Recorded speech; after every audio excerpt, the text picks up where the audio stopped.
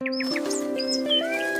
गांव में कांताबाई के घर पर नंदू नाम का नौकर रहता था, जो एक नंबर का भुलक्कड़ था। नंदू कुछ देर के लिए सब कुछ भूल जाता था। कांताबाई अपने कमरे में बैठी हुई नंदू को बहुत देर से जोर जोर से आवाज लगा रही थी। अरे नंदू, ओ नंदू, कहाँ मर गया रे? कब से हलक फाड़ फाड़ कर चिल्ला रही हूँ, कहाँ है तू? पता नहीं मुझे ऐसा क्यों लग रहा है जैसे कि ये मालकिन की आवाज है। कुछ देर पहले भी मुझे ऐसा ही लगा था, लेकिन मालकिन तो सो रही है ना। मालकिन तो रात में मुझे कभी नहीं बुलाती। चलो एक बार चलकर देख ही लेता हूँ। अरे कहाँ मर गया था तू? आधा घंटा हो गया तुझे आवाज लगाते लगाते, अब तो मेरा गला भी दुखने लगा है। ये क्या मालकिन, आप रात में जाग रही हैं? क्या बोला? रात? अरे क्या पागल हो गया? सुबह को रात बोल रहा है। क्या सुबह हो गई और मुझे पता भी नहीं चला? अरे तेरी आंखें हैं या बटन? बाहर इतना बड़ा सूरज नहीं दिखाई दे रहा तुझे? वैसे तू कर क्या रहा था? मालकिन मैं तो फर्श पर पोछा लगा रहा था। अरे पागल हो गया है क्या? 1 घंटे पहले ही तो तूने घर का पोछा लगाया था, सारे घर की साफ सुथराई की थी। मेरी फिनाइल की शीशी खत्म करेगा क्या? गलती हो गई मालकिन, शायद मैं फिर से भूल गया।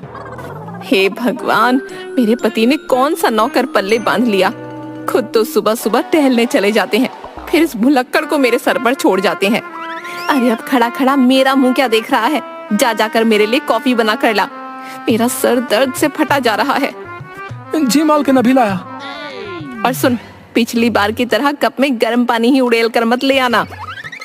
ये कैसी बातें कर रही हैं मालकिन आप? मैं कब से आपके लिए कप में सिर्फ गर्म पानी लेकर आया हूँ। अरे भुलक्कड़, पिछली बार तुझसे कॉफी बनवाई थी तो तू कप में सिर्फ गर्म पानी उड़ेल कर ले आया था। चीनी और कॉफी का पाउडर तो डालना भूल ही गया था। आज मैं आपके लिए ऐसी कॉफी बनाऊंगा जिसे पीते ही आपका सर का दर्द छूमंतर हो जाएगा। इतना कहकर नंदू वहाँ से चला गया और कांताबाई अपना सर पकड़कर बैठ गई। नंदू किचन में गया ही था कि तभी सेठ जमुना दास नंदू के पास आ गए। नंदू, जल्दी से अपने हाथ की गर्मा गर्म 1 कप चाय पिला दे। वैसे तो किचन में चाय ही बना रहा था ना। जमुना दास की बात सुनकर नंदू जमुना दास को गौर से देखने लगा। क्या हुआ? मुझे इतनी गौर से क्यों देख रहा है नंदू? किचन में क्या बना रहा था? वही तो याद करने की कोशिश कर रहा हूँ मालिक, मगर याद नहीं आ रहा। ठीक है, आराम से याद करते रहना। मेरे लिए 1 कप चाय बना दे फटाफट। इतना बोलकर जमुना दास वहाँ से चले गए। अब नंदू याद करने की कोशिश करने लगा कि कांताबाई ने उसे किस काम के लिए बोला था। कुछ देर बाद जमुना दास फिर नंदू के पास आ गए। ये क्या नंदू, तुमने अभी तक चाय नहीं बनाई? कौन नंदू? आप किससे बात कर रहे हैं? अरे तू नंदू, यहाँ कोई दूसरा नंदू है क्या? याद आ गया, मेरा ही तो नाम नंदू है, लेकिन आप कौन हैं? अरे मैं जमुना दास। ये क्या है नंदू? अगर तेरे ऐसे ही हालात रहे तो मुझे अपना आधार कार्ड अपनी जेब में लेकर घूमना पड़ेगा। इतना बोलकर जमुना दास चले गए। तभी नंदू के कानों में कांताबाई की आवाज टकराई। कहाँ मर गया नंदू? घर पर ही बना रहा है या बाजार से करके आएगा? नंदू अपना सर पकड़कर अपने आप से बोला। अरे मालकिन की आवाज, ये कहाँ चक्कर में फंस गया? मैं तो भूल ही गया कि मालकिन ने क्या बोला था। एक काम करता हूँ, मालकिन से जाकर पूछ कर आता हूँ। नंदू ने अपने कदम आगे बढ़ाए ही थे कि तभी वह रुककर फिर दोबारा अपने आप से बोला। नहीं नहीं, अगर मालकिन के पास दोबारा जाऊंगा तो वो तो पूरा घर आसमान पर उठा लेंगी। क्या करूं? हाँ, याद आ गया। शायद उन्होंने बाजार से टॉफी लाने के लिए बोला था। नंदू तुरंत बाजार में एक दुकान वाले के पास जाकर बोला, 1 टॉफी दे दो चाचा। क्या हाल है भुलक्कड़ नंदू? आज सुबह सुबह टॉफी लेने आ गया है? कुछ समझ में नहीं आया। जहाँ तक मैं जानता हूँ तो कांताबाई के घर पर तो कोई छोटी बच्ची भी नहीं है। अरे छोटी बच्ची तो छोड़ो, उन दोनों की तो कोई औलाद ही नहीं है। एक तो तुम मुझे भुलक्कड़ कहना बंद करो, समझे? और जल्दी से मुझे 1 टॉफी दो। अरे तुम तो बुरा मान गए नंदू भाई। मैं तो बस ये पूछ रहा था कि टॉफी किसके लिए ले जा रहे हो? मालकिन के सर में बहुत दर्द है, उन्होंने मुझसे टॉफी लाने के लिए बोला है। नंदू की बात सुनकर दुकानदार सर पकड़ते हुए बोला, सर में दर्द है और कांताबाई ने तुझे टॉफी लाने के लिए बोला है? नंदू भैया, क्या टॉफी में डिस्प्रिन की दवाई मिलकर आ रही है क्या? है? वो सब मुझे नहीं पता, छोटी मालकिन ने बोला है तो बोला है। लाओ जल्दी से एक टॉफी दो। दुकानदार ने नंदू को एक टॉफी दे दी और नंदू खुशी से झूमता हुआ घर आ गया। नंदू टॉफी को प्लेट में सजाकर सीधे कांताबाई के कमरे में जाकर बोला, ये लीजिए मालकिन। ये क्या है? अरे मालकिन, आपने ही तो बोला था टॉफी लाने के लिए। यह सुनकर कांताबाई गुस्से से लाल पीली होती हुए बोली, अरे तेरा सत्यानाश जाए, तुझसे कब कॉफी बनवाई थी? सर में बहुत तेज दर्द था, 1 घंटे से इंतजार कर रही हूँ और तू क्या लाया है ये टॉफी? अरे मैं कोई छोटी बच्ची हूँ क्या? मैं फिर भूल गया, मुझे लगा आपने टॉफी मंगाई है। अरे टॉफी नहीं भुलक्कड़, कॉफी बनवाई थी तुझसे। ठीक है, मैं अभी बना कर आता हूँ। नहीं नहीं, कहीं जाने की जरूरत नहीं है, मैं खुद बना लूंगी। तू बस एक एहसान कर।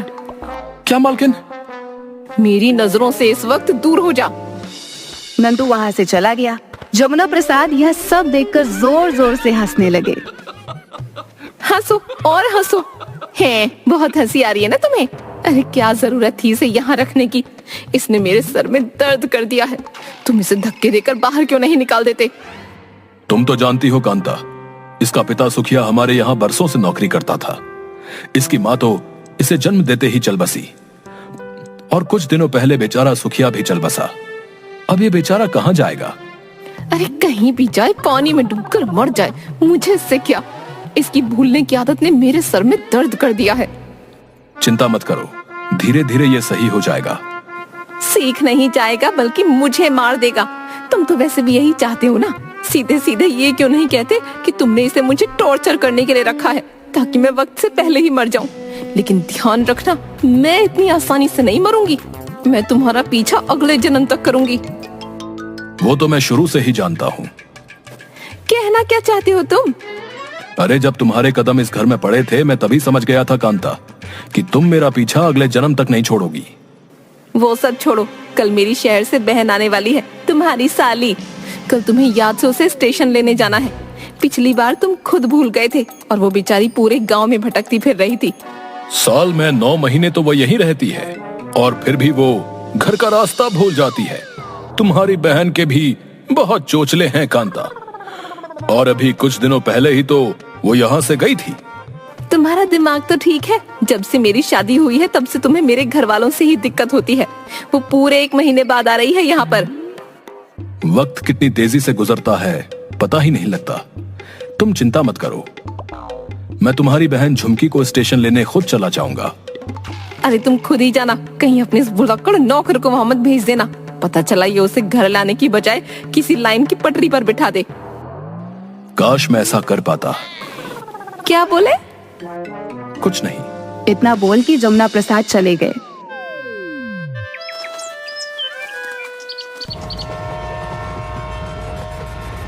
अगले दिन कांताबाई की बहन झुमकी को जमुना स्टेशन से ले आया।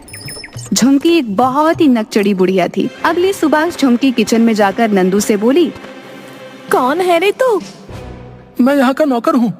तुझसे पहले तो यहाँ एक बुढ़ा काम करता था, वो कहीं नजर नहीं आ रहा। वो मेरे पिताजी थे, वो चले गए। कहाँ चले गए? अरे इस दुनिया से चले गए। अरे तो सीधा सीधा ये क्यों नहीं बोलता कि वो बुढ़ा मर गया है? सुन, तू खाना कैसा बनाता है? खाना तो मैं इतना जबरदस्त बनाता हूँ कि लोग उंगलियां चाटते रह जाते हैं और कई बार तो लोग दांतों से अपनी उंगलियां ही काट लेते हैं। हाँ। क्या? ऐसा खाना मुझे नहीं खाना कि मैं अपनी उंगलियां ही दांतों से काट लूं। चल ठीक है, वो तो खाना खाने के बाद ही पता चलेगा कि तू कैसा खाना बनाता है। सुन, मैं नहाने जा रही हूँ। नहाकर जैसे ही वापस आऊँ, गर्मा गर्म मेरे लिए चाय तैयार रखना। इतना कहकर झुमकी वहाँ से चली गई।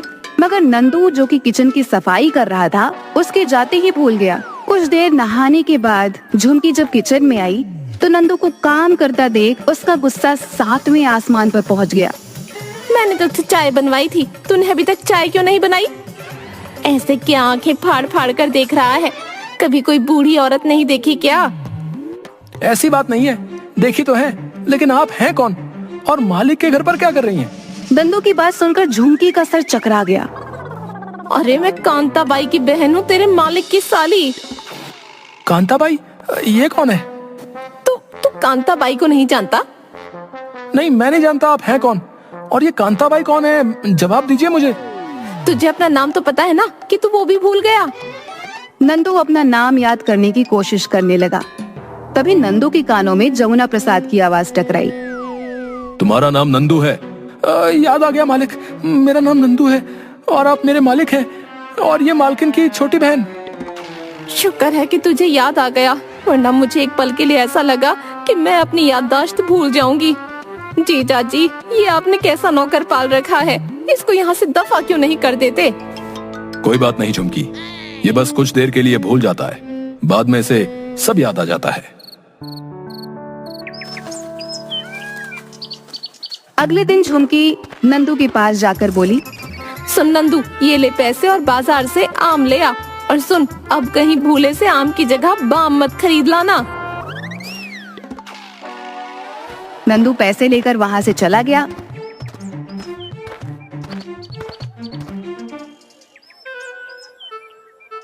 इस बार मुझे किसी भी कीमत पर भूलना नहीं है, नहीं तो मालकिन मुझे पक्का नौकरी से निकाल देंगी।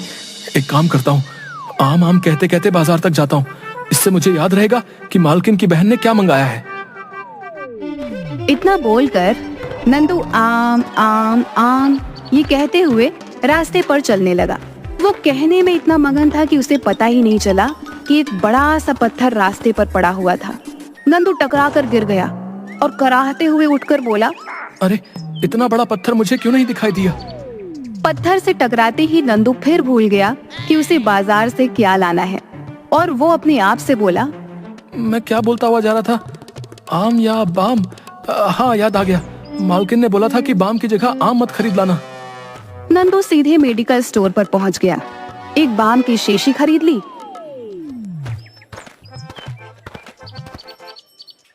और झुमकी को पकड़ाते हुए बोला, ये लीजिए छोटी मालकिन, देखा इस बार मुझे सब कुछ याद रहा।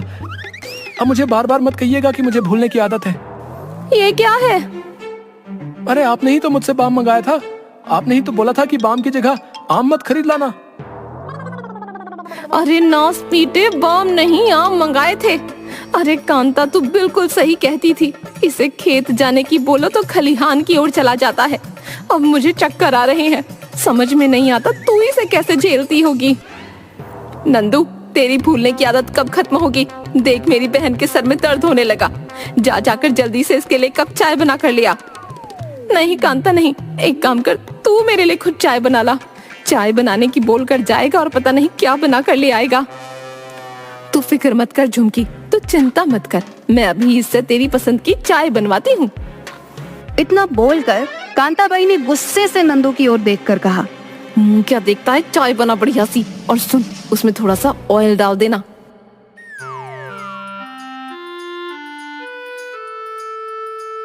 अरे ऐसे दीदे फाड़ फाड़ कर क्या देख रहा है भुलक्कड़ कहीं के?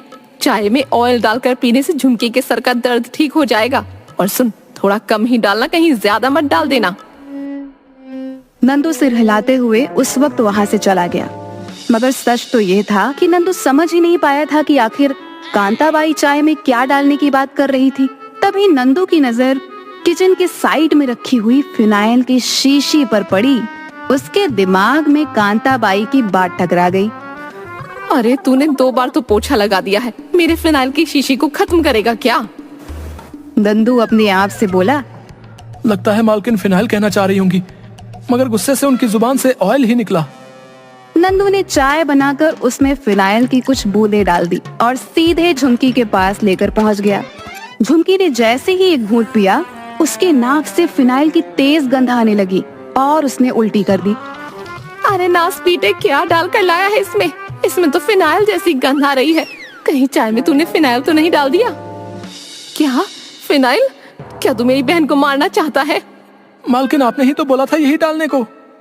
अरे करम जले, मैंने ऑयल डालने को बोला था, फिनाइल डालने को नहीं। मैं जा रही हूँ कांता, अगर मैं तेरे घर कुछ दिन और रुकी तो ये तो मुझे पक्का मार देगा। मैं अभी नहीं मरना चाहती, मैं जा रही हूँ। अरे झुमकी, मेरी बात तो सुन। नहीं कांता नहीं, पहले इस भुलक्कड़ के दिमाग का इलाज करा।